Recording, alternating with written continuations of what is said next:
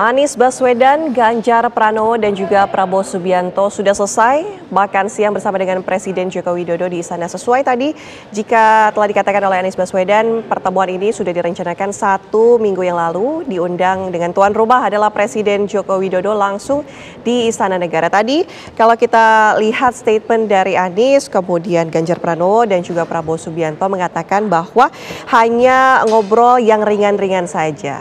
Kemudian tadi juga sempat dikatakan bahwa Anies Baswedan menyampaikan permintaan dari masyarakat agar meminta Pak Presiden ini untuk netral, dan tadi Ganjar juga sempat mengatakan bahwa Pak Presiden tentunya mendukung sistem demokrasi dengan baik untuk menjaga pemilu yang damai. Tadi ketiganya juga sempat mengenakan baju batik yang tidak disengaja. Tadi Ganjar sempat menjawab bahwa Presiden Joko Widodo tidak meminta untuk memakai baju apapun itu, tapi dipakailah batik karena mencintai Indonesia. Kita akan pemirsa sama-sama dengarkan kembali pendapat dari Mas Henry Satrio, analis politik, dan juga Mbak Siti Zuhro, peneliti BRIN, masih bersama kami. Selamat siang.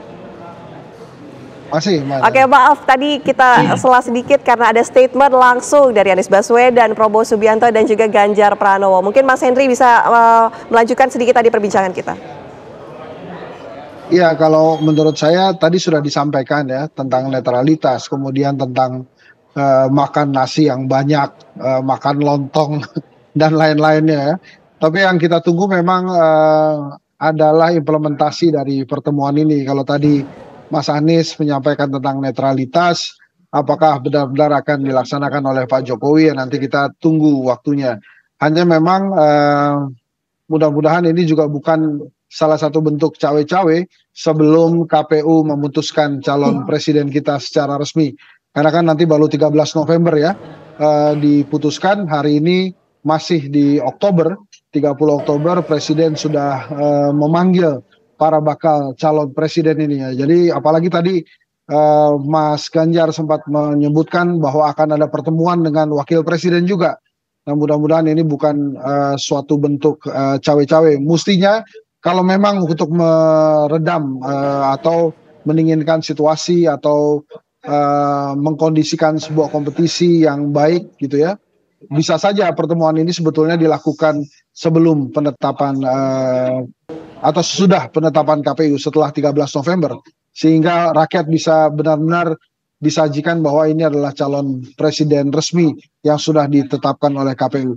Lagi-lagi saya lebih membaca gestur dari masing-masing calon presiden tadi atau bakal calon presiden tadi. Memang terlihat Anies sangat santai, Ganjar juga sangat santai, tapi kemudian Pak Prabowo, saya tidak melihat tadi Prabowo menyampaikan sepatah dua patah kata pada saat press conference, entah itu terlewat atau memang sengaja dia tidak ingin berkata-kata, atau mungkin agak kaget ternyata semuanya diundang bukan saja dirinya. Tapi ya mudah-mudahan hasilnya positif dan tidak terlalu banyak menyinggung tentang makanan-makanan lezat yang terjadi di istana tadi. Anda. Oke, baik. Mbak Wiwi, bagaimana nih kalau tadi Mas Henry mengatakan bahwa implementasi pertemuannya ini yang kemudian ditunggu-tunggu, seperti apa? Iya, kalau saya melihat lebih diplomatis saja, Mbak Ana. Pertemuan ini pertemuan yang penuh basa-basi lah, diplomatis saja. Jadi cair yang dicair-cairkan, kelihatannya seperti itu. Suasananya agak kagok ya, kita melihat agak kagok ya. Saya tidak ahli ekspresi, tapi melihat gitu ya, kagok banget gitu. Tapi saya melihat antara Mas Anies dan Mas Ganjar itu cair gitu. Selesai pun berdua ini juga ngobrol kan gitu ya, masih masih tinggal di situ gitu beberapa saat untuk foto-foto dan sebagainya. Oleh karena itu ya memang tidak banyak yang kita harapkan dari pertemuan ini sebetulnya. Apa yang diharapkan dari pertemuan ini kecuali mungkin mencoba menunjukkan ke publik luas bahwa sebetulnya kompetisi kontestasi ini bisa dikendalikan. Tidak perlu lalu nanti akan ada kampanye-kampanye hitam dan sebagainya gitu ya. Yang tentunya kalau kampanye hitamnya sampai tinggi itu nanti dikhawatirkan akan ada keterbelahan dan sebagainya atau konflik kan itu. Nah ini yang mungkin ya sebagai tahap awal untuk meredam kemungkinan arah ke sana itu.